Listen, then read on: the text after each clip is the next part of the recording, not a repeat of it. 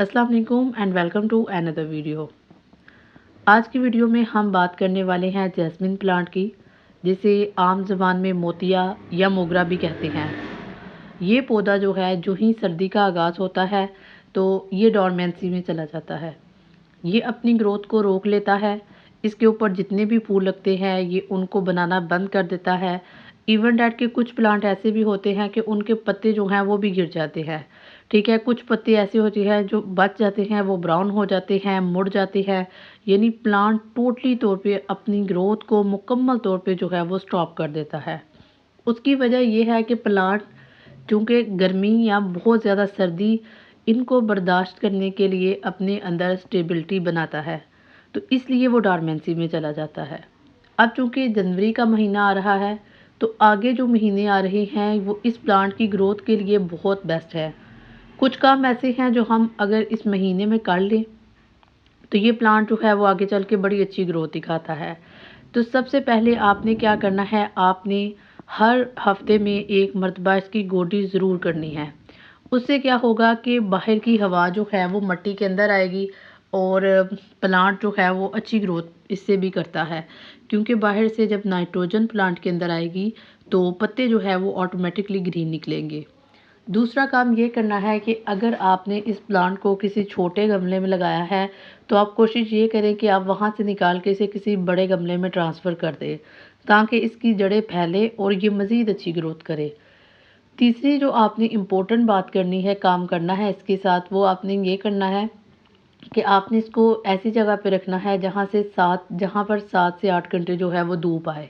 जितनी ज़्यादा इस प्लांट को धूप मिलेगी ये उतनी ही ग्रोथ अच्छी करेगा। इसके अलावा आपने चौथा इम्पोर्टेंट काम जो इस प्लांट के साथ करना है वो ये करना है कि आपने इसकी ब्रांचेस काटनी है। अब कितनी काटनी है और कहाँ से काटनी है ये आप देख लें। वो ब्रांचेस जो बिल्कुल ब्राउन हो चुकी हैं, जिनका फ़ायदा नहीं, आपको लगता है कि ये आगे चल के ग्रीन नहीं होंगी या आगे चल के ये जो है वो ग्रोथ नहीं दिखाएंगी, तो आप उनको काट दें। वो खाली प्लांट की जो है वो एनर्जी को वेस्ट करती रहती हैं। ठीक है, प्लांट को वो आगे ग्रोथ नहीं करने देती। तो आपने वन बाय वन करके तमाम पत्तों को भी काट देना है जो ब्राउन हो चुके हैं, और शाखों को भी काट देना है जो ख़राब हैं। इससे आपकी प्लांट की जो ग्रोथ है वो बेहतर होगी, और प्लांट जितनी एनर्जी इन फजूल शाखों पे लगाएगा वो सारी की सारी अपने फूल पे लगाएगा। ठीक है, तो इससे फूल जो हैं वो प्लांट के ऊपर काफ़ी ज़्यादा आएंगे। अगर फर्टिलाइज़र की बात करें तो मैं आपको बड़ा सस्ता फर्टिलाइज़र बताने वाली हूँ। बड़ी आम सी चीज़ है, घरों में मिल जाती है, इसको फटकरी बोलते हैं। फटकरी के अंदर पोटाशियम, एलुमिनियम, ये तमाम चीज़ें होती हैं। अब पोटाशियम और एलुमिनियम आपके प्लांट की ग्रोथ को बेहतर करता है, इसकी मिट्टी को बेहतर करता है और मिट्टी को एसिडिक बनाता है। जब मिट्टी को एसिडिक बनाएगा तो ऑटोमेटिकली आपके प्लांट की ग्रोथ जो है वो बेहतर होगी।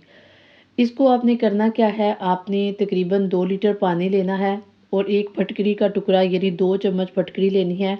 चाहें तो आप इसको पीस लें, अगर आप नहीं पीसना चाहते तो ऐसे भी डाल दें।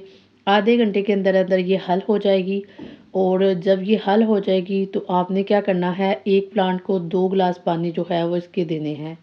हर महीने में एक दफ़ा आप लाजमन ये अपने प्लांट को दें। इससे आपका प्लांट जो है, एक तो उसको न्यूट्रिशन मिलेगी, सेकंड वो बीमारियों से बचा रहेगा, एंड थर्ड उसके ऊपर बहुत सारे फूल भी आएंगे। मोतिया प्लांट अमूमन लोग घरों में इसीलिए लगाते हैं कि इसके ऊपर बहुत सारे फूल लगते हैं, जो क्या होता है, घरों में खुशबू के लिए, जो घरों में खुशबू को फैलाते हैं और एक ताजगी का एहसास होता है, एक अच्छी खूबसूरती मिलती है। तो इसलिए अगर आपका प्लांट मोतिया अभी तक ख़राब है तो आप उसके साथ ये काम कीजिएगा। आपका प्लांट जो है वो इंशाल्लाह ज़रूर ग्रोथ दिखाएगा। मिलते हैं किसी और वीडियो में, तब तक अल्लाह हाफ़िज़।